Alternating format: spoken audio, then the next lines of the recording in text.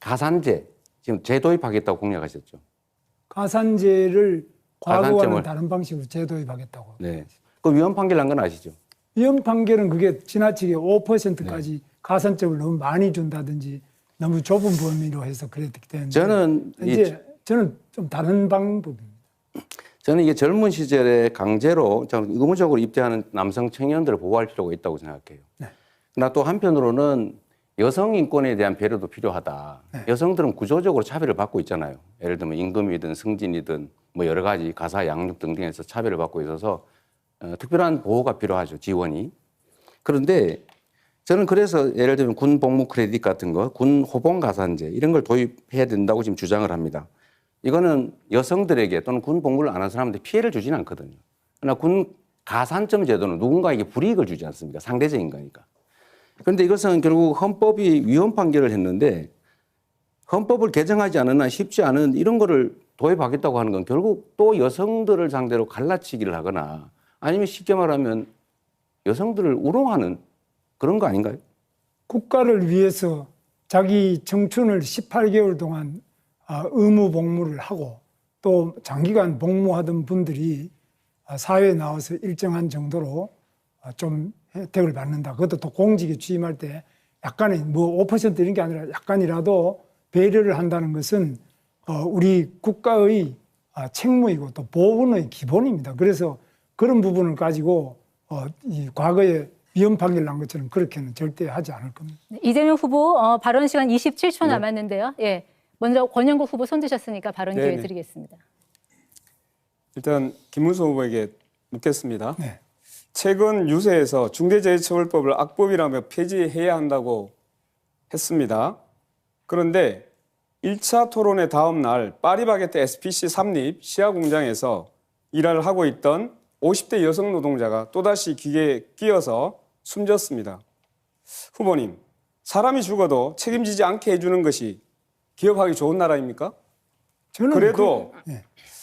자, 이런 사고가 계속 빈발하고 있는데 중대재해처벌법 폐지를 계속 주장할 건가요?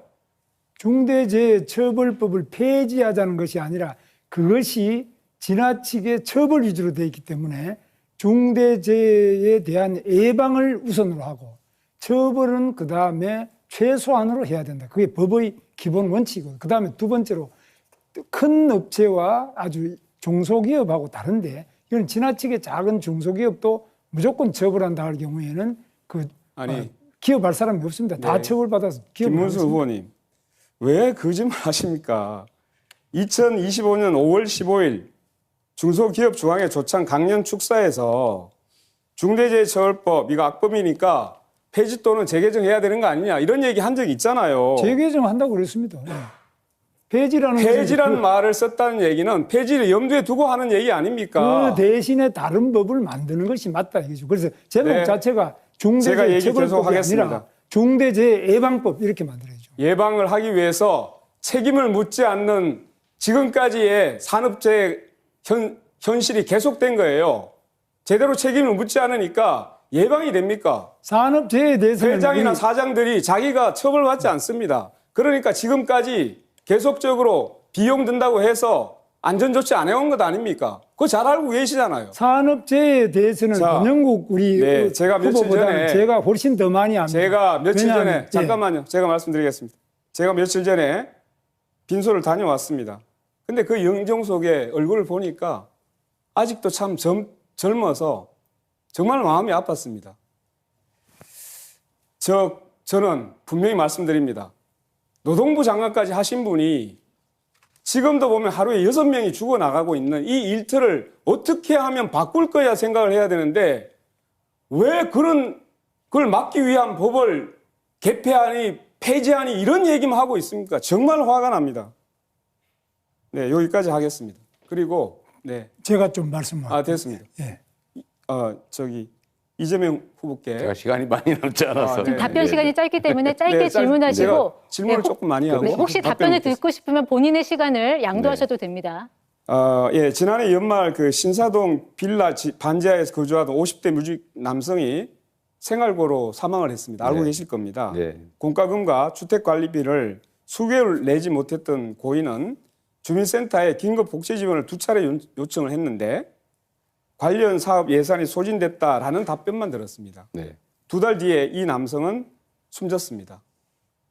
분명히 말씀드리겠습니다. 이 죽음의 배후에는 부자들에게 87조 원이라고 하는 그 세금을 깎아준 윤석열 정부가 있습니다. 그런데 민주당도 매우 유감스럽게도 예산심사에서 합의를 해줬습니다. 그래서 묻겠습니다. 윤석열 정부의 부자 감세 원상복구해야 하지 않겠습니까? 맞는 말씀이신데 원칙적으로 동의합니다만 지금은 경제 상황이 너무 어려워서 좀 지금은 유보해야 될 것 같습니다. 네. 이재명 후보 20초 남았는데 계속 쓰시겠습니까? 네, 그러면 손 드신 김문수 후보부터 먼저 발언 기회 예. 드리겠습니다.